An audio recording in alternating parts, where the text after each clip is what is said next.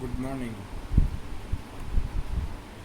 देखो, जैसा कि कल हम पढ़ रहे थे यूक्लिड वजन प्रमेय के द्वारा HCF ज्ञात करना। अब हमारे पास में उसी टॉपिक से रिलेटेड प्रश्नावली आती है 2.1, जिसका पहला प्रश्न है कि दर्शाइए कि एक विषम धनात्मक पूर्णांक का वर्ग 8Q प्लस 1 के रूप का होता है, जहाँ Q हमारे पास में एक पूर्णांक है। अब इसको हमें हल करना है, तो हमने सबसे पहले मान लिया कि धनात्मक विषम पूर्णांक है A, जो है 1, 3, 5, 7, 9 इत्यादि। यूक्लिड वजन प्रमेय का में हमारे पास में सूत्र था A बराबर BQ प्लस R। अब हमारे पास में यहाँ पे R का मान है 1 और B का मान है 8, क्योंकि दिया हुआ था कि 8Q प्लस 1 के रूप में। इस कारण से B का मान 8 हो गया और R का मान 1 हो गया। सबसे पहले हमने 1 को लिया, 1 को लेकर के हमने देखा कि 1 में 1 का वर्ग किया और 1 का वर्ग करके हमने 8 का भाग दिया। तो 8 का भाग देने पे हमारे पास में 1 के वर्ग में 8 का भाग नहीं जाता, तो भागफल 0 आ गया और शेषफल क्या आ गया 1। इसी प्रकार से हमने 2 ले लिया, 2 का वर्ग करके देखा तो 2 का वर्ग होता है हमारे पास में 3 लिया हमने, यहाँ 2 गलती से लिखा गया। अब 3 का वर्ग होता है 9, 9 में 8 का भाग एक बार चला जाता है और शेषफल कितना बच जाता है 1।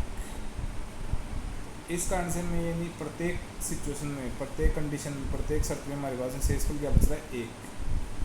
ये सिर्फ विषम पूर्णांक के लिए लागू है। तो अतः विषम धनात्मक पूर्णांक के वर्ग को हम 8Q प्लस 1 के रूप में लिख सकते हैं। दूसरा क्वेश्चन है, यूक्लिड वजन प्रमेय के द्वारा हमें यह बताना है कोई भी धनात्मक पूर्णांक संख्या है उसके घन को हम 9m प्लस 1 या 9m प्लस 8 के रूप में लिख सकते हैं, जहाँ पे Q हमारा गया एक पूर्णांक। यहाँ पे सबसे पहले हमने धनात्मक पूर्णांक मान लिया A बराबर 3Q, 3Q plus 1, 3Q plus 2। सबसे पहले हमने पहली वाली संख्या ले ली कि A बराबर 3Q। अब हम दोनों पक्षों का घन कर रहे हैं, तो AQ बराबर क्या आ गया 3Q का होल क्यूब। तो AQ बराबर 27Q क्यूब। अब 27 के हमने गुणनखंड कर लिए, तो इस 27 के गुणनखंड होते हैं 3 गुना 3 गुना 3 और गुणा Q क्यूब। अब 3Q और क्यूब के बराबर हमने मान लिया M, तो AQ बराबर 3 गुना 3 और 3Q क्यूब की जगह हमने क्या लिख दिया M। तो AQ बराबर कितना आ गया हमारा 9M।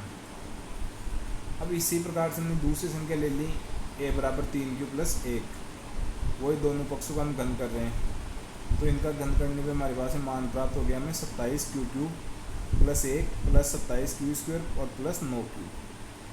अब यहाँ से हमने घातांक को बढ़ते हुए क्रम में लिख दिया और 27 के अपाजी गुणनखंड भी कर लिए पहले वाले के, तो ये आ गया 9 गुना 3Q cube plus 27Q square plus 9Q और प्लस 1। यहाँ पे हमने क्या किया कि जो 3Q क्यूब है प्लस 27Q स्क्वायर है प्लस 9 क्यूब है, इस पूरी संख्या के बराबर हमने क्या किया M मान लिया। इस कारण से हमारे पास कितना आ गया AQ बराबर 9M प्लस 1। इसी प्रकार से हमने तीसरी संख्या ले ली कि A बराबर 3Q प्लस 2 और उसका भी वही वर्ग किया, वही गुणनखंड करके देखा, तो हमारे पास में आ गया 9M प्लस 8। तो इस प्रकार से हमारे पास में यहाँ पे सिद्ध हो रहा है कि किसी भी धनात्मक संख्या का जो घन है उस घन को हम 9M प्लस 1 या 9M प्लस 8 के रूप में लिख सकते हैं। फिर आता है हमारे पास में थर्ड क्वेश्चन कि धनात्मक विषम पूर्णांक संख्या को 6Q प्लस 1, 6Q प्लस 3 या 6Q प्लस 5 के रूप में व्यक्त कर सकते हैं, जहाँ पे Q हमारे पास में क्या एक पूर्णांक है। अब वही बात है, वही हमने यहाँ पे धनात्मक विषम पूर्णांक ले लिए 1, 3, 5, 7, 9 इत्यादि। वही सूत्र लगा रहे हैं, वही देख रहे हैं कि B का मान 6 है और R का मान 1, 3 और 5। जैसे पहला प्रश्न किया था उसी तरीके से हमने इसको सरल कर दिया। तो इस प्रकार से हमारे पास में ये क्या आ गया कि कोई भी धनात्मक विषम पूर्णांक है उस संख्या को 6Q प्लस 1, 6Q प्लस 3 या 6Q प्लस 5 के रूप में लिख सकते हैं। नेक्स्ट क्वेश्चन है क्वेश्चन नंबर 4। यूक्लिड भाजन प्रमेय के द्वारा हमें HCF याद करना है। तो ये HCF कल हमने 2 उदाहरण पढ़े थे, उन दोनों उदाहरण में ज्ञात किया था। तो उसी तरीके से आपको ये HCF याद करना है। अगर कोई भी समस्या हो तो मेरे से संपर्क कर लें। नेक्स्ट क्वेश्चन है क्वेश्चन नंबर 5। दो संख्याएं हैं 408 और 1032।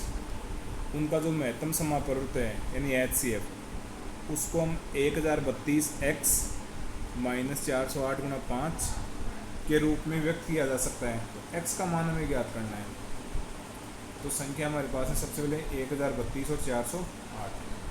सूत्र हमारे पास में a बराबर BQ प्लस R। जो बड़ी संख्या वो 1 का मान होगी, जो छोटी संख्या वो b का मान। हमने देखा कि 1032 408 से बड़ा है, तो 1032 ग्रेटर देन 408। पहली स्टेप हम देख रहे हैं कि 1032 बराबर 408 गुणा 2 और शेषफल कितना बच गया 216। जब तक शेषफल 0 नहीं आएगा तब तक हमें स्टेप आगे चलानी है। अब इस स्टेप में जो b का मान है वो 1 का हो जाएगा, जो r का मान है वो b का। तो 408 बराबर 216। अब 216 का भाग 1 बार गया, शेषफल कितना बच गया 192। अब हमने देखा कि 216 192 से बड़ा है, तो 1 की जगह लिख दिया 216 और b की जगह 192। हमने देखा कि भाग 1 ही बार जा रहा है और शेषफल बच गया 24। 192 ग्रेटर देन 24। स्टेप 4 है 192 बराबर 24 गुणा 8 प्लस 0। अब यहाँ पे हमारे पास है शेषफल 0 आ गया। शेषफल जहाँ पे 0 आ जाएगा उस स्टेप में जो b का मान है उसका HCF हो गया। तो 1032 और 408 का HCF कितना आ गया 24। अब प्रश्न के अनुसार हमने लिख दिया 1032x माइनस 408 गुणा 5 बराबर 24। अब पहले बोर्ड मास के नियम से गुणा करना है हमें। तो 1032 माइनस 408 को 5 से गुणा किया तो 2040 और बराबर 24। फिर हमने यहाँ से 2040 को हम पक्ष समानांतर कर रहे हैं, तो 1032x बराबर 24 प्लस 2040, तो 1032 बराबर 2064 हो गया। x का मान निकालना, तो सामने वाली संख्या में 1032 का भाग दे दिया, तो x का मान कितना आ गया हमारे पास में 2। तो इस प्रकार से हमारे पास में प्रश्नावली 2.1 कंप्लीट हो जाती है। धन्यवाद।